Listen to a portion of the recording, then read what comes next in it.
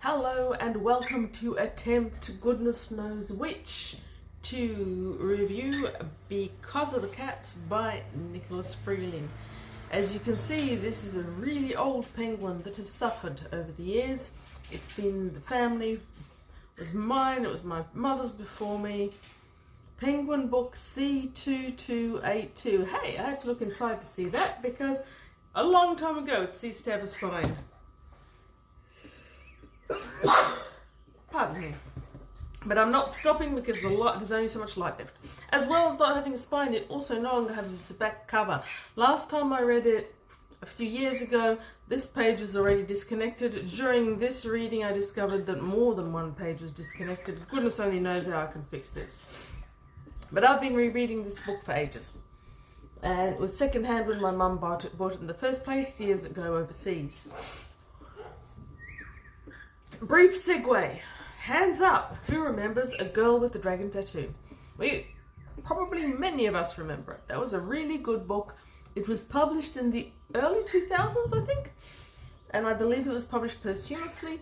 It was also turned into a movie. The movie was pretty good. The book was damn good. And it started this influential trend in reading in Australia, which was the Scandinavian Noir. Ever so pretentious, yeah? And I'm not objecting to Scandinavian Noir as a trend. I loved it. At that stage we got a lot of tough guy detectives from Chicago and New York, but not very much in the way of other countries. So having a lot from the Baltic, from the Scandinavian countries, from the dark, brooding winter woods of Norway down to Denmark. It was great. I loved it. But at the same time, I laughed a lot. Because Scandinavian Noir wasn't new. Scandinavian Noir had been around for a long time. And I knew that because of Nicolas Freeling. Nicolas Freeling, who wrote Because of the Cats, also wrote two other books for which he's well known. One is Love in Amsterdam, his first novel, and the other one is Guns Before Butter. I think I've got both of them. I've definitely got one of them. Nicolas Freeling was English, but I believe he married a Danish one and was living in Denmark at the time when these books were published. I think that gives a beautiful aspect to his writing, because a person coming to a country from overseas sees things with a fresh eye, and there's a certain, I don't know what to call it, there's a certain slant you get on a new country when you're visiting it, where everything's fresh and new, and you can see things with new eyes that people who live there may take for granted. At the same time, if you live in a place, you know it in a way where you can describe it and write about it from the inside out. Nicolas Freeling had the advantage of both of these elements. Hello, dinosaur. And as a result of that, come on, what do we want to do? What do we want to do? Okay, we want to perch at the most awkward angle possible. That's what we want to do. So, Nicolas Freeling's writing. He had beautiful literary English style. He used maybe a tiny bit too much non-English phrases that was sometimes hard to follow, but as long as you just read along and enjoyed it, yeah, I could deal. And he was part of the old school, I'm going to say 60s Scandinavian noir that was already thoroughly in action long ago. Of his three books, Because of the Cats has always been my favourite, which is why I started with that, not the first one. All of these three books that I've described of his, he had as a main protagonist a Van der Valk, Inspector Van der Valk, who, at least in this one, works for the Amsterdam police force in a department which is written in Dutch, so I can't pronounce it. I don't know, but I know that it means Department for Justice of Youth. Anyway, so Van der Valk is far from being a tough guy type detective. I like them too. It's like James Hadley Chase was my go-to when I was really young. But he is more of an intellectual. He overthinks things. He gets grumpy and depressed when he doesn't understand why things have happened. He tries to understand the crime and the criminal and the setup, and that's very much part of the story of Because of the Cats. He also spends a lot of time being rather maudlin about society and how it's going, which is, of course, not good. He's a character that I always really enjoyed. I was surprised that on this rereading, I didn't love this book as much as I remembered loving it in the past. But more on that later. So Because of the Cat starts with our main character, Inspector Van der Valk, in Amsterdam. And the department have been made aware of a series of break-ins that are a bit unusual. They seem to be done by a gang of, everyone assumes, boys, because one did assume that sort of thing. And there's a lot of wanton damage. There's destroying things, pouring bottles of wine on the bedding, smashing things for no reason. And they also steal whatever they happen to find. The final one in this series turns out to be a particularly nasty one when there's a SA. I meant to say SA. Oh, what the hell. There's a gang rape by the 5 apparently very young boys. And so there's a witness, not only the poor woman herself, but her husband, who was tied up on the floor while this was happening. As a consequence, Van der Valk becomes aware of the phrase, "the cats won't like it." And he goes out curious as to what the cats are and what the cats got to do with it. And he slowly uncovers this convoluted and complex web. So his interest falls early on, and I can't really remember why it falls early on, to a seaside town in Holland with perhaps 60,000 people. And it's a new place. It's been designed intentionally for sort of middle to upper middle class and then built. It isn't an evolved village like most of Europe has. And it's called Bloemendaal aan Zee. And I am doubtless mispronouncing that in the most horrific way. If any of you speak Dutch, tell me how wrong I am. I'm good with it. I've been to Holland, by the way. Great country. Can't do the language, or languages, there's many of them. Anyhow, it's described as a very pleasant town, perhaps a little featureless. So Van der Valk becomes interested in it and believes that the boys are coming in a gang from there to Amsterdam to do their nefarious deeds. In Bloemendaal land itself doesn't have a high crime rating. It's just got a few sort of small nuisance crimes that no one wants to admit exist. Once he gets there, he is also attracted to a bar restaurant and the character who runs this bar restaurant, who he finds suspicious for no reason that he can really explain. He just gets that spidey sense that there's something not quite right about this guy.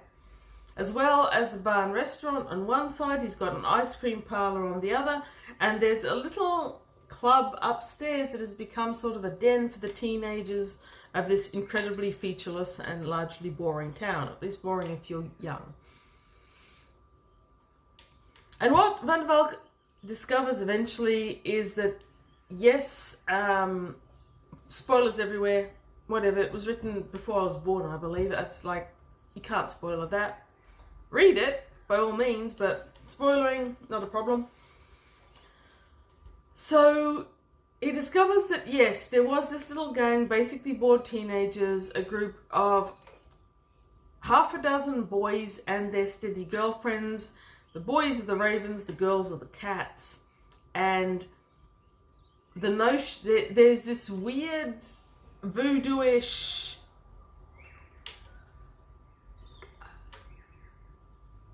psychology group mentality thing that's foisted on them by the owner of the club. There's sex, drugs, and it's before rock and roll, so it's sex, drugs, and jazz, which doesn't really sound quite as dramatic. And if you are into jazz, you will really, really enjoy all the rhapsodizing about this guy's jazz collection. Most of it just went whoosh, but even I've heard of Jelly Roll Morton and a few of the others. But jazz was apparently the flavour of the times. It's a good book. I like the way it slowly builds. I love the elaborate descriptiveness of the town and the people in it. I've always really enjoyed that. I still really enjoy that. What I didn't love about it so much is just how maudlin van der Welt gets about society and things in general, and just how talky it is.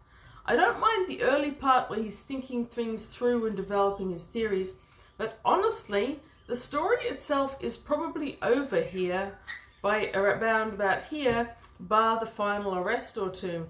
And most of this is talky stuff, and the plot becomes unnecessarily elaborately complicated there too. Van der Welt knows the things and he's able to do the arrests, close it all down, but he doesn't. It just keeps adding more bits on that I didn't feel were really necessary. So to my surprise, this is not a 5 out of 5 star read for me. This time it was a 3 out of 5 star read for me. And I may not read it again for a while, until I've forgotten. Okay, from the 60s, and yet it feels so much more old and antiquated. You've got this weird things. For instance, on page 36, Van der Welt's wife, Arlette, is rubbing a cracked egg with lemon to stop it leaking. I have never heard of anything like that in historical writing, science fiction, nowhere. Not even in those weird old woman's weekly cooking books from before the war. It's like, this was bizarre. And there's this phrase that Freeling keeps using, chi-chi. I don't know what it's meant to be. He uses, it's some sort of populist modern chi-chi. I don't know. Couldn't get it. I tried Googling it. Don't bother. Didn't work. But honestly, I think for most people who are going to read this book, I think it's best read as a historical novel, because it does feel so very old. There's good parts to that and there's bad parts to that. On the one hand, the society is completely and utterly alien to 2024. It feels like one of those shows or books that is trying to be set in the past, only this is really set in the past. And because of that, you don't necessarily have explanations for things like the lemon and the cracked egg, which is bizarre. You've also got interesting things like the two policemen go home for lunch and their wives make it, and the food that they eat is just fascinating and alien, can I just say. Those are the good bits. And there's descriptions of the towns and the moors and the politics and the justice system. I really enjoyed all of that. A couple of the morals and social norms haven't translated as well to 2024, and so content warning on that one.